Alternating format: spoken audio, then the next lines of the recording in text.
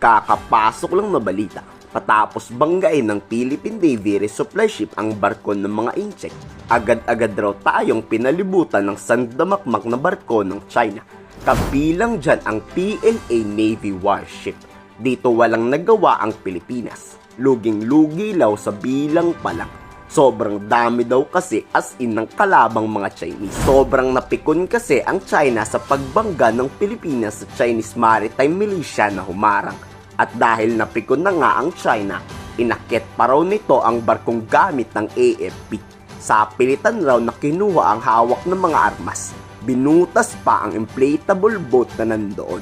Pero di lang dyan natatapos ang agresibong pagpalag ng China. Binomba raw ng water cannon ang barko at persahan tayong pinalaya sa ayungin. Dito nagresulta to sa pagkaputol ng daliri ng isa sa ating mga sundalo, habang may 7 pang sundalong bahagyang nasugatan. Oo, nasa parte na tayo na walang takot na pumalag ang ating mga sundalo kahit buhay pa ang kapalit. Ang kaso nga lang talagang lugi sa bilang pa lang ng kalaban.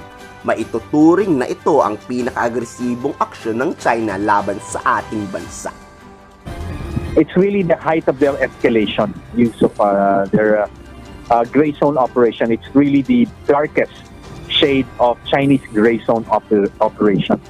The fact that they have surrounded the resupply mission, they use everything, ramming, harassment, towing, and of course you have the participation, supposedly according to the source, the active participation of the People's Liberation Army's Navy. Ngayong araw nakatakdang pag-usapan to sa Malacanang.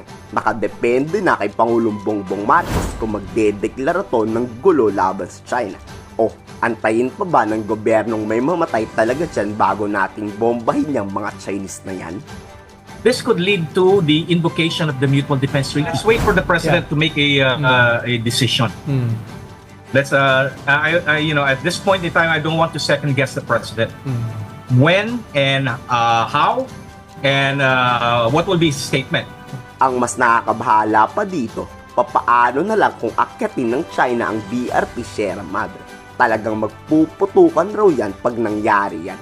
At dyan magsisimula ang kinakatakutan ng lahat na giyera. Remember, yung BRP Sierra Madre, that represents our territory. Kaya nga binabantayan ng ating Marines and Navy yan, no? Kapag nag-board sila doon sa BRP Sierra Madre, ibig sabihin gusto nilang sakupin ang teritoryo ng Pilipinas. Kapag nag-board sila doon sa BRP Sierra Madre, ito ay gusto nilang pabagsakin ang gobyerno at the same time, kunin ang teritoryo ng Pilipinas sa pamamagitan ng barko.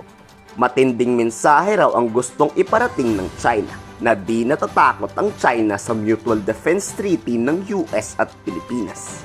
Lumabas din na may mga Navy sailors tayo na naputulan ng daliri at of course we see very intense encounter with China. Nakita natin na very aggressive sila in such a way na talagang pinapakita nila yung ngipin nila pagdating dito sa kanilang bagong batas. Totoo na to mga kababayan ko. Maghanda-handa na tayo sa mas malala at mas malaki pang gulo. Kayo, handa ba kayo sakaling magkagera? I-komento sa baba ang inyong salog.